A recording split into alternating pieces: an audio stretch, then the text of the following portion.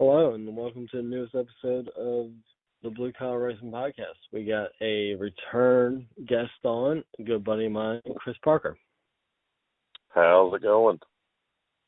What's up, man? So we had you on with your event with Truck Wars, but you got this race truck. Tell us about your race truck, tell us about what you do, and tell us about you. Well, the race truck, it's a 2000 regular cab Cummins. vp44 started out as, just like anybody's usually. It's just my daily. I bought it I think like 15 years ago or so. And like I said, it was just a daily. And like anybody who got a diesel truck, like I got a tuner. I think it was a crack.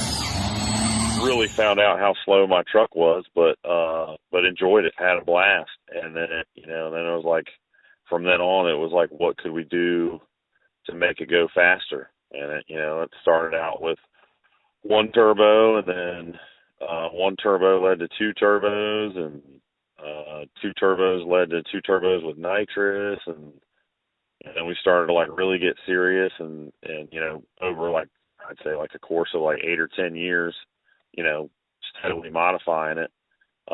We're kind of at where we are today with like a full back half truck, fiberglass bedsides.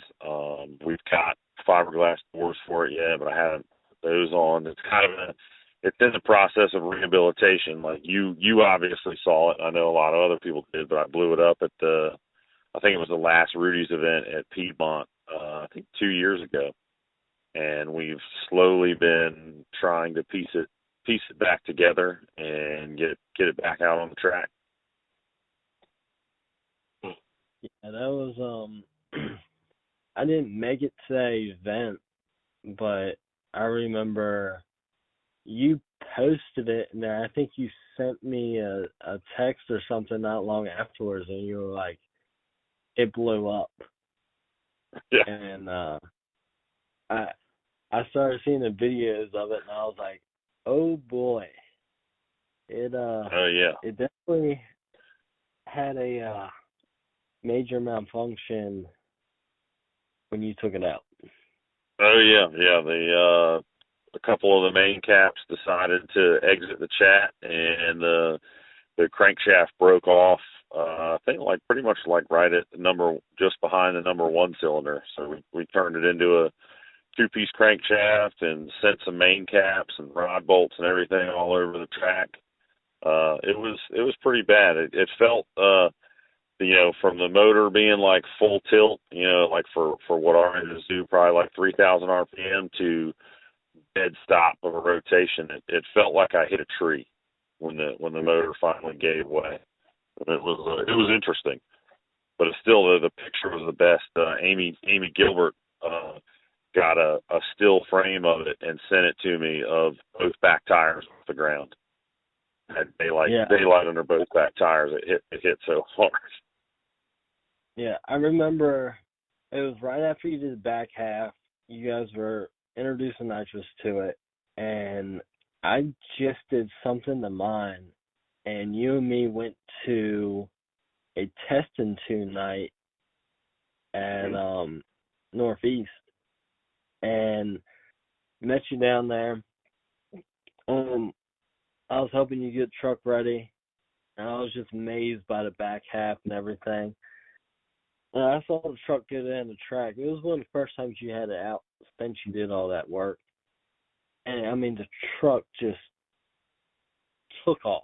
And I was like, yep, I'm going to do this to my truck at some point. And I was definitely hooked on doing back half then because it makes a huge difference on the way the truck plants and takes off.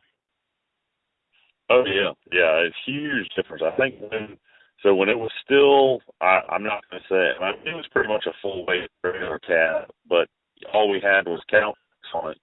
I think when we finally had gotten we went from a 47 RE to a 4R100 trans, which like comes in the Power Strokes that came with 7.3s. So once we had gotten that trans out, then we kind of found the limits of the truck. Like I think we were doing the best we could get out of it was like a 660 or like a 650, and we were kind of not really like pulling tires off, but I think we were overcoming the couch and like finding the limits of how hard we had to leave to make that kind of time. So, Buddy Calloway, good friend of mine, was like, I think we need to get serious with the suspension on this thing. And went to cut the back of the truck off right at the cab. And I mean, he already, done a back half to his own personal truck. We had, an idea of where he wanted to go with mine. And, cut the back of the truck off, pushed it out of the way, and back half the truck, we lost, I think we cut a little over 1,000 pounds off the truck when we did the back half. And a funny thing that I learned really quick was that, so we did half on the truck, we lost a ton of weight, had a much better suspension setup. I figured we were going to come right out of the gate and, be like maybe 630s or so, just dropping that much weight. And the first time we actually went out and made passes, the truck went a tenth slower. And like, I was devastated. Like, I don't even understand how you can go slower and weigh less. But come to find out, you reach a certain point where, like, the weight of the truck actually helps drive it. Like, spool the chargers, load the truck down so it actually makes power. And we found out really quick that if you lose a lot of weight, you lose a lot of the drive on the motor. And we found out, the very first pass that was evident. And so we had to, stage the truck much harder. Like we usually would leave for the back half, we would leave around like, say, 20, 25 pounds of boost. And to see improvement with it, with the back half and the weight loss, we had to, we were up 35 to 40 PSI, which is what we were launching at. Pretty much whatever I could hold the truck back at is what we were launching. And we were to see gains. And we were getting down to like, 640s, 630s, and, finally before we started doing nitrous, I think we got down to 620s. But the suspension-wise, it is an amazing difference. Like, with my Caltrax, they did really good, but it's like you can kind of overpower them, and we were having a lot of, wheel hop issues sometimes, or just kind of, we had a drag radial tire on, like 12 wide wheels, so it was kind of, we were overcoming the tire, overcoming the suspension. We were finding like that it wasn't going to work with how hard we were trying to drive the truck. So with the back half of the 4-link, we also went to a narrower wheel. We went to a 10-inch wheel and a actual full-on slick, and that also played a huge role in it, really being able to plant. And Buddy is, when it comes to stuff like that, he is very intelligent with it, and he's definitely done his homework on the 4-link stuff. So he helped me out because I get into it and start looking at numbers and stuff, and I get lost in it. So he was definitely the key factor in that. But it really just, it's a game changer going from leaf sprung to 4-link. If you get your adjustments right, your bar setups right, it makes a huge difference in how hard you can hit the truck and plant the tires. And then once we had that dialed in, we were starting to see, I think we got down into the 620s when we were doing getting my licensing passes. And Buddy was like, begging for me to spray it so we could try to get 5. I was like, no. Like, I want to see how far we can get fuel only. And then he finally convinced me, and we started to spray it. And like we had 2 stages, I think, that came in like within a second and a half of us launching, and it was like small stages, I think like 60 or 70-ish size jets, and it's like we would see a little improvement, and we're like, all right, well, let's up the jet. We'll see some smoke, and we'll try it again. And we got a little bit closer, and it's like by the end of the night we were running like 6 hot, and it's like we were just about it when we were at Dinwiddie making our licensing passes. And it's like, man, it would just be so nice to see a 5. We were running out of time, running out of daylight, and we kept upping the jets. And I think my last pass I made, it was like a 600 5, and it was just like so close to getting it. And I don't know if it was weather or something, but we ran out of time. And like you said, when we ended up going to Northeast, me and you, that was when we finally got our 5-second passes. We did two, I think a 5. It was like a 598, and then I think a 593 that night. And then obviously, I think we ran one more time and got a 591, and then we went to Rudy's, and that was the end of the stock motor. Had enough. Yeah, the suspension plays a huge part in it. You can have a stock suspension or a semi-stock for 770s, 670s, but when you start trying to push into the 5s, you gotta have suspension work, because you can put as much horsepower as you want. The tires are just not gonna hold the stock suspension. No. I mean, you'd have to come out soft and be able to, lay into the power as you go down the track. And, obviously with us in a VP44, that's not really an option. It's like we have to have all the power available, as soon as we launch, everything we have. I think that was a big part of it too. I noticed there's a lot of, common rail trucks that can, they can kind of come out a little bit soft and then make up for it down track, and still put down good track times. They don't have to leave with everything they have. They, roll power into it. Whereas we found it's like we have to launch, as hard as we can, holding the truck back, and then still hit it with nitrous just to get a solid 60 foot, and then take it all the way down the track. And I mean, it's definitely working for us, but it's been a challenge. It's gratifying, that we got the truck that'll run 5s. I need to get the motor back in it so we can do that again. But just being able to do it with that platform, with a VP44, it's most people downplay that it's the probably the worst pump that ever Cummins ever used. Which, I mean, I kind of agree. They have their benefits for a daily driving, I guess, but they're not known for reliability or power. And I don't know why I guess it's just the truck that I had that we decided to go down this road and stick with it. But now it's pretty much on principle. Like we're gonna see how fast we can make this thing go and still be powered by VP44 injection pump. And we've got even once the truck's back together, we have more plans for cutting weight. Like we still have stock front suspension, and we're throwing around ideas of swapping out to possibly a smaller, narrower front axle, some form of a Dana 44 that we can still keep our axle ratio the same, but we can drop a significant amount of weight in the front end and convert to coilovers. So I think we're sitting, with me in it, sitting around 4,800 pounds. So I think there's definitely some more weight to trim off of it. But yeah, I'd like to see if we get down to like 570s, 560s, that's wishful thinking, but I'm not going to say it's impossible, but we got to get it back together and on the track to try and get there. So that's the goal for right now. I believe it can do it. I was a VP guy.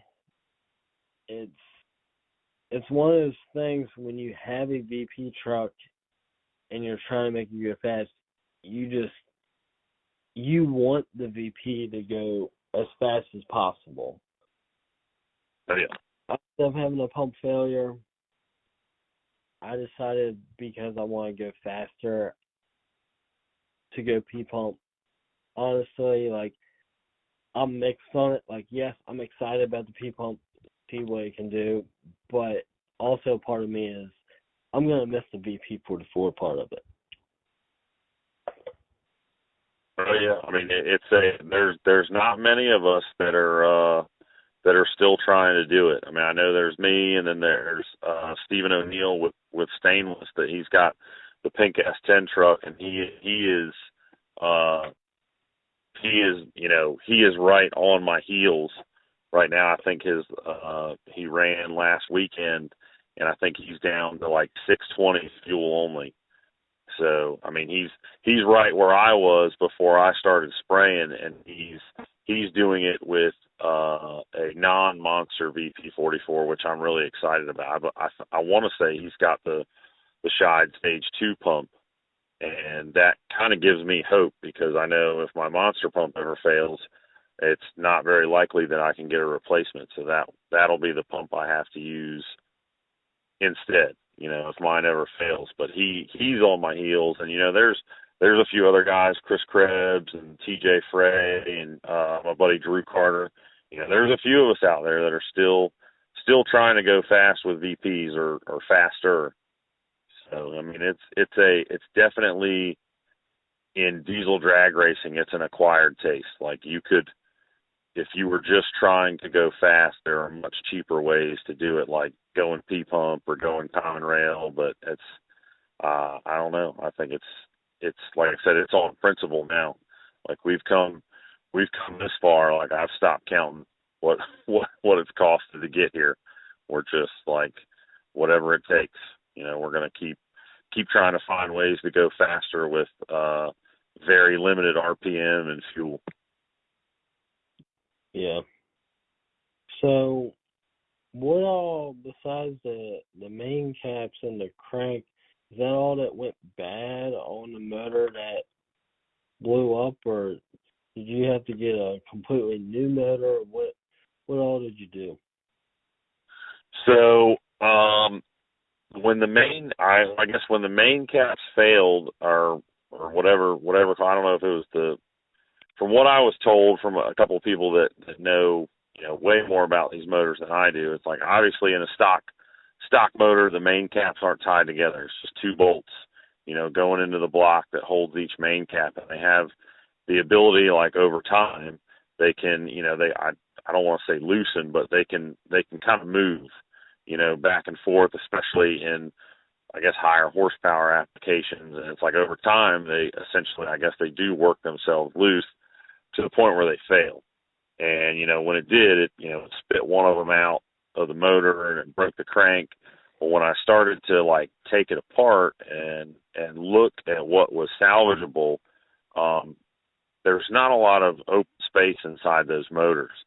So it's if the main cap lets go and the crank breaks, it moves in places that it shouldn't, and things that normally would spin very freely bind up. And it's even right now, I have the block in my shop and I still can't get the crank out.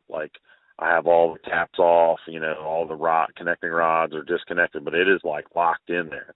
But when it did, it kind of cascaded, when it bound up, it pushed rocker boxes out of the threads, it bent push rods, the gears in the front cover jammed up and it pushed the front cover out. So it pretty much destroyed the whole motor. I think I was able to save the head studs and that was really about it. Everything else in it was trash. So I had to get a hold of the block. It ended up being like two different blocks because the one that I had wasn't any good. So I found another block, crank, everything, and brought it to Jared Alderson at Kill Devil Diesel, and I actually brought him a block and like a hodgepodge of aftermarket parts. So, and I was like, if you can try to put this together into something, I'd appreciate it. And ended up, I was one of those customers that I would say every shop hates. Like I brought two different blocks, a bunch of used parts, and was like, hey, do you want to put all this together? So, and they were all for it. They, I really appreciate them. Like, they worked with me on it, and they're like, yeah, we'll do it. And they, did the machine work, started putting it all together, and was like finding issues with all the parts that I brought. And it was like, just do whatever it takes. If something that I brought you doesn't work, just order it new, and and we'll deal with it then. So they took care of me on that, and we ended up we went with a 14 millimeter Gorilla girdle, and just for cheap insurance, since we were in there, I think we got the Wagler Street Fighter rods, and really that was it as far as internal upgrades. So just the girdle and the rods. I got a new head, they O-ring that, and we got a side load intake for it, trying to do a couple little upgrades while it's all apart. But other than that, it's still essentially, going to be a stock motor. I guess not. It's just got rods in it, but when stuff like that lets go, it pretty much takes out everything else around it. If there's not a lot of space for broken things to move, so it completely destroyed the old motor. But I don't think we're going to have that issue with the new motor. I think that girdle plate is going to definitely keep the main cap settled, and nothing's going to shift around and move. I think it'll be all right. So I'm kind of excited about that part. So I don't have to, like, fingers crossed, motor stay together. I feel pretty confident she's going to be able to take, whatever we give her. Yeah. What about the head? Did you do anything different with the head, or? No. So like I said, we got the side load intake. It's a ZZ Fab intake. They did some mild porting. Obviously they machined the side of the head off. This is all done at Kill Devil. They machined the side of the head off, drilled and tapped the head for the intake manifold. Did some mild porting. We didn't really get fancy. I mean, it's just stock cam. Other than the intake, I think we sent the turbochargers back to Precision to have them checked out. I think it's a 67 over an 82 compound setup. My 67 was trash. They rebuilt that top to bottom. The 82 was fine. They just put new bearings in it. And we did an exhaust housing change on the 67. I went to a slightly looser housing. It was like the way they were telling me, like the turbine wheel was destroyed. The turbine housing itself was in such bad shape that it needed to be replaced. Like they didn't want to put it back on, with the new turbo being rebuilt. So it went to a slightly looser housing, which hopefully I don't foresee being an issue with us. I mean, especially since we're spraying it now. But no, I mean, not huge changes. I would say the biggest is the shelf being machined off the head and going to that side load intake. Right. Yeah, it seems like you got a pretty good setup coming up. I'm excited to see what it'll do. Yeah, I'm excited. I'd be really excited if the motor was done and it was back in my truck, but a lot of that is relying on me. So it's slow going, but we're getting there. But it's since the motor's out, there's been a lot of things that I needed to address on the truck around the motor, and now's the perfect time to do it. Like I told you earlier, like we got some power steering issues that we need to address. We did a lot of rewiring on the truck. We gutted pretty much all the old wiring. We took all of it out, and cleaned up the harness, cut a lot of stuff out of the engine bay to make more room, workable room for the motor. So even when the motor goes back in, there's some other changes around the truck. Like we got to redo our nitrous setup. Injector lines have to be redone. That's kind of been a big hurdle for us right now. But yeah, even like once the motor gets back in, there's some buttoning up and tightening up I need to do as far as electrical stuff. We went to an all-in-one relay board to try to, before it was like a hodgepodge of factory wiring and the stuff for our PCS, like that. So we've tried to condense it all to where, come race day or at the track, if we have to troubleshoot anything, it's not like I need to go to 10 different spots on the truck. It's like all, just trying to make it easier on us come race day. And, it's just, it builds up, like the list of things to do can build up pretty quick. So what's your goals with the truck? What numbers do you want to see once it's all put back together, and where are you trying to get to? Honestly, it's hard to say for a goal. Like I'll take anything. Like I know we can do 590s, and there's, like I said, we did 590s with back half and fiberglass bedsides. There's still a ton of weight that we can lose. Like like I said, I've got fiberglass doors that we haven't swapped to yet. We've got, I'd like to think maybe a few 100 pounds in the front axle, and like a new 4-link setup or coilovers that we could lose there. But, if with the truck as it is, if we got like a 580, 570, I would be pretty happy with that. But ultimately, I just want to see how fast we can go. So it's like once we get the motor back in and we get the truck running, we'll get all the changes lined out and kind of find out where we land. And then it's like, hopefully, the doors in the front axle, depending on when we get the truck back running, would be maybe like a winter thing. If we can try to source the right front axle that we want, and if it'll work there. Like our next idea is to make the truck narrower.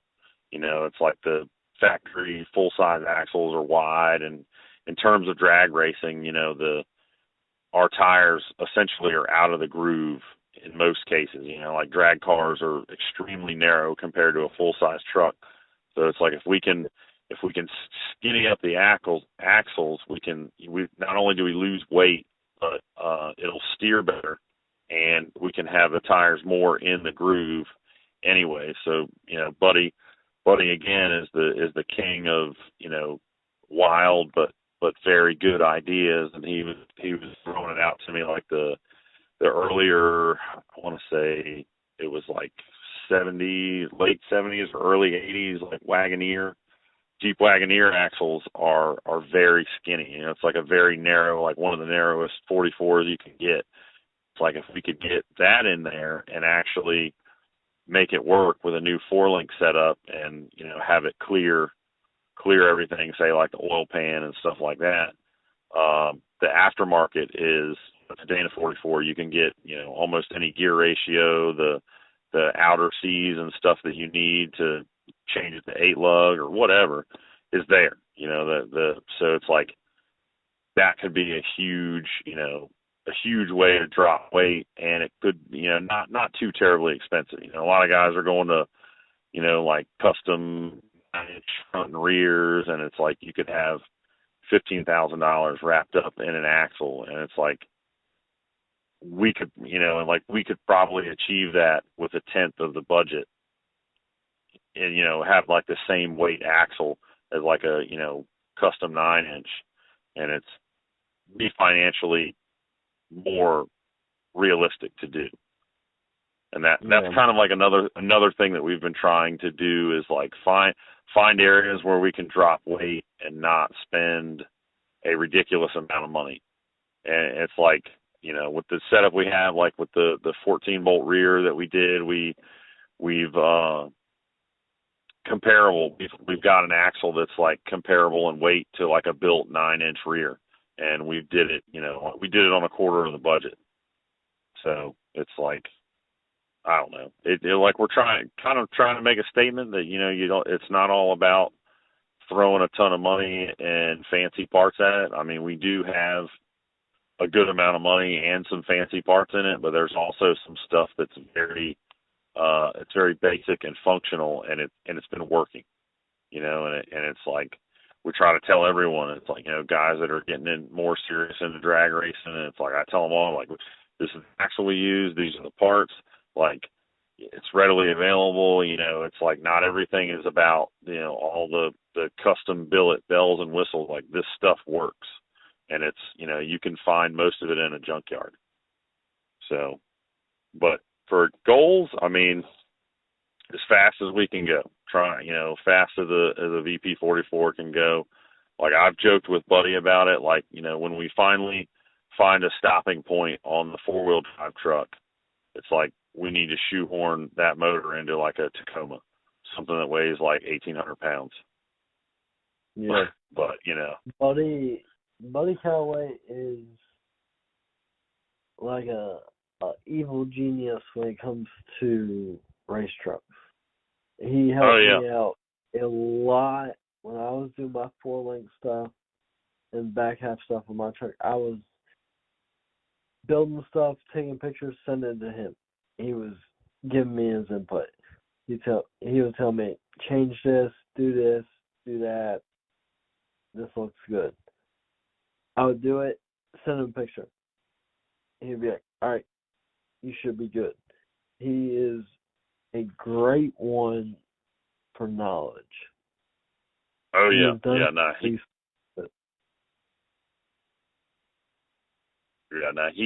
is, he kind of prides himself on just, I don't know, like, I mean, the whole dumpster performance thing is kind of a joke based on Buddy, but he's gone out there and drag raced and beat people with a quarter of the budget, from when his truck was first a 770 truck, which was a regular street driven truck as it is today, and then it went to a 670 truck, and then he got really committed and turned it into a 590 truck, and he has done it on literally a quarter of the budget that anyone else has, and literally a stock Duramax motor, LB7 motor. So like he is, like you said, an evil genius. There are a lot of people that think it's a fluke what he's done, but he definitely can replicate that anytime he wants. And like I listen to him. Like when he I keep an open mind. When he suggests things to me, I am definitely eyes and ears because he's not, he's smart when it comes to stuff like that. Yeah, he's been a key factor in my truck going 590s. Yeah, he was a big help in your truck. He's been a big help in my truck, and I mean, he's done it with his own truck. Oh yeah. So how fast do you think a vp44 can get? Do what? Say it one more time. How fast do you think a vp44 can get? Ooh, man, I'd say with enough weight cut off, and still being able, I'd easily mid-low 5s. I would like to think. I mean, you can, if you get on like a Wallace calculator and you start throwing the numbers around, it definitely says low 5s or even 4s if you get it in something light enough. I mean, if that's saying, if we could shoehorn my engine setup into like an S10 that weighs next to nothing, and get it to plan down the track, kind of pretty much what Stephen O'Neill is doing. Who knows? I would love to see a low 5, extremely low 5 vp44. I think that would be awesome. Yeah. I believe they can get low 5s. I even believe they can touch 4s. I would love to see it. I would definitely love to see it. But it's going to have to be a very, very serious, very light platform for sure. Yeah. So when do you think you'll have your truck back going? I should be really pushing myself, and I want to say I'll have it ready for our fall Truck Wars event. I need to find time to really get this thing back together, but it's been life's gotten busy. So it's like the truck takes a back seat a lot of times to like job, family, things like that. But I would like to see it, very much like to see it up and running before our Truck Wars event. I would like to be able to make a pass out there in October, or at least have it running and driving under its own power. But time will tell. It's like if I can get some weekends where I can get out in my shop and knock some things out, we can have it back running. Yeah, I'm excited to see it back on the track and see what we can do. Oh yeah, me too for sure. So, I gotta ask, I've seen you gotten into these pit bikes and racing pit bikes and stuff. Tell me about that stuff. Well, so that kind of started out as I don't know, like everyone, all our buddies rediscovered the old Honda ATC 73 wheelers that were originally built for kids, but now it's become like an adult toy. But I don't know, we just started out kind of collecting them, and we used them to literally for pit bikes at the track. That was our transportation, rather than like golf carts. The little 3-wheeler you can fit just about anywhere, and you can get around anywhere you need on the track. And they I don't know, they caught on, and aftermarket obviously caught on too, and you can like little China knockoff motors, you can bolt right into them, surprisingly, and they're extremely fast, and it kind of takes off. It's like the whole pit bike racing, like motocross racing is picked up around here especially, and it's just kind of on from there. It's like I've definitely gotten into it a lot more now. My son, he's like little four-wheeler, and it's something that me and him can both do. Like I said, even the racing is picked up. Like there's a race series at maybe it's like 10 minutes from Northeast Dragway, and they have a full-on like eight or nine race series that they've started now. And there's actually a race tomorrow night. So like when I get off from here, I'm gonna finish loading up. I've got my 3-wheeler and 3 4-wheelers and dirt bike, and we're gonna go out there tomorrow under the lights and race them. And it's just kind of, I don't know, it's hard to explain. It's just like it's an addiction. Like you buy one, and then 2 years go by, and you've got like 6 of them in your shop. And that's literally where we're at. I've got 3 3-wheelers right now. Like I've got mine, I'm building one for my wife, and I have another one that eventually I'll build for my son to ride. And then it's like we've got a couple little 4-wheelers, a little dirt bike, and we go out and ride them and race them all. And it's like, I think it'll be cool if my son decides to get into drag racing, but obviously, he's not at the age where it's something that we can just go out and do every weekend. So he wants to run around and burn energy. So, load up all the bikes and we'll go out to our local track and ride. And it's, you know, it's fun for me because I get to get out there and ride with him. You know, it's not just like I stand on the sidelines and watch. You know, we go out there and ride together, and, you know, I can watch him progress and, like, kind of, you know, get better at riding and start doing jumps, stuff like that. Like, I've got him racing now, and, you know, it's just, it's fun for both of us. And it's, you know, it's just spiraled out of control. It's like, I've got a shop full of like 5, you know, like 6 or 7 mini bikes, and, you know, it's like an ongoing battle to keep all of them running. You know, with my son, he likes to tear them all up.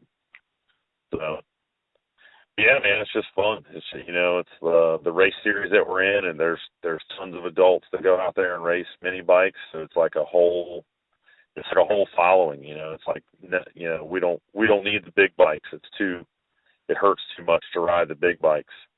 Still hurts to ride the little bikes, but it just, you know, it's a mental thing that it might not hurt as bad, but it still does. Yeah.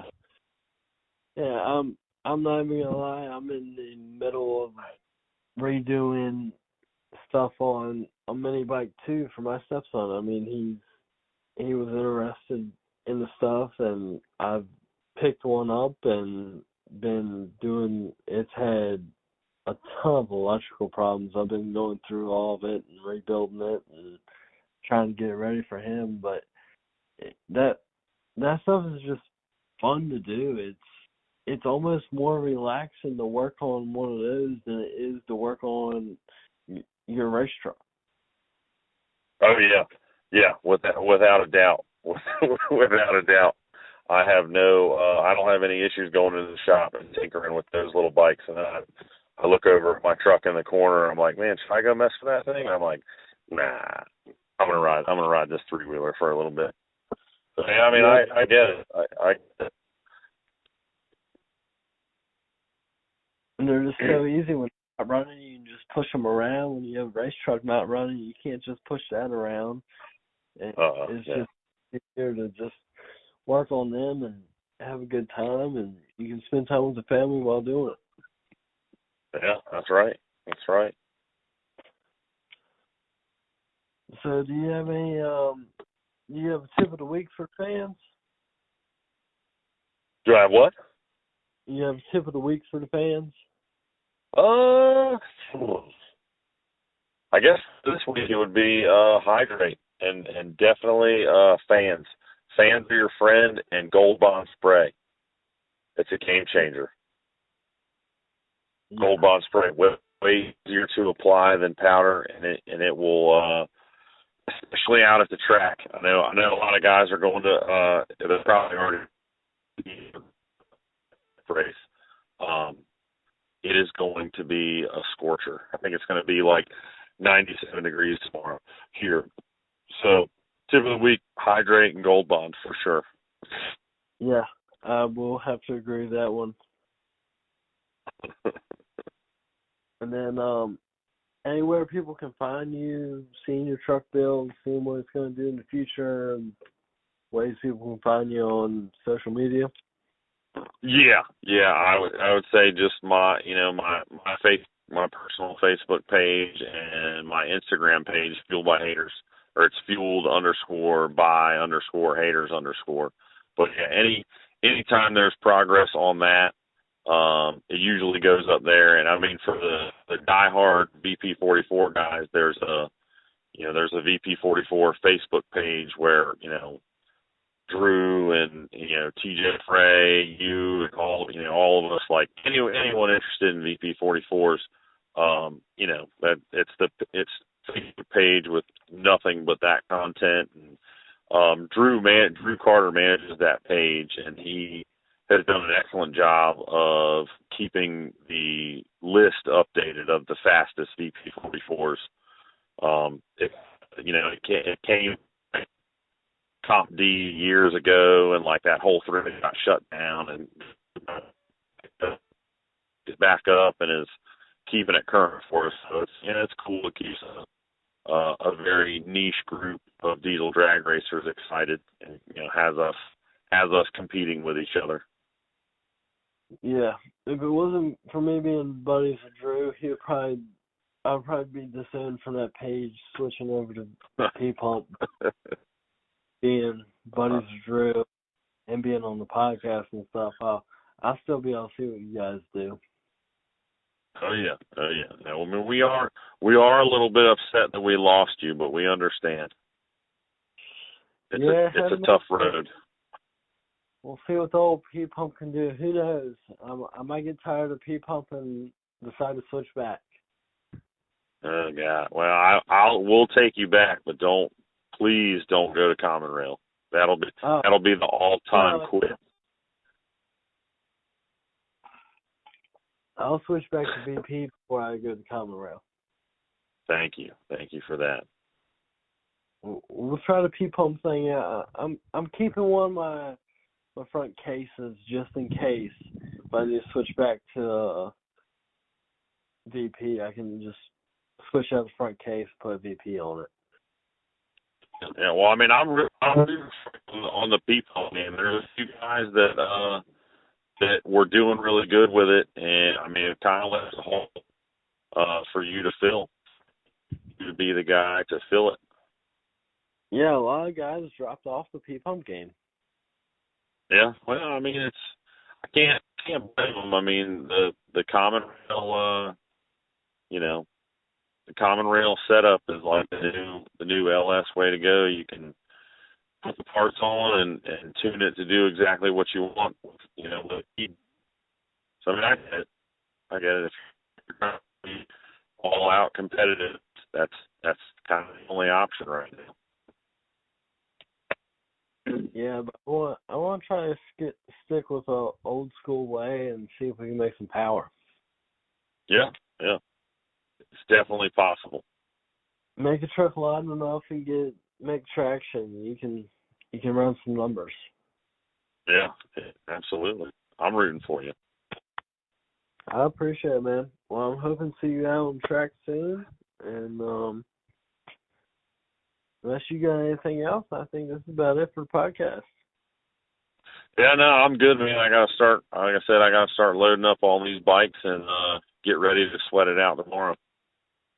All right, man. Well, good luck tomorrow night, and until next time. All right, thank you, sir. Thanks for having me. No problem. Well, that puts an end to this episode of the Blue Collar Racing Podcast.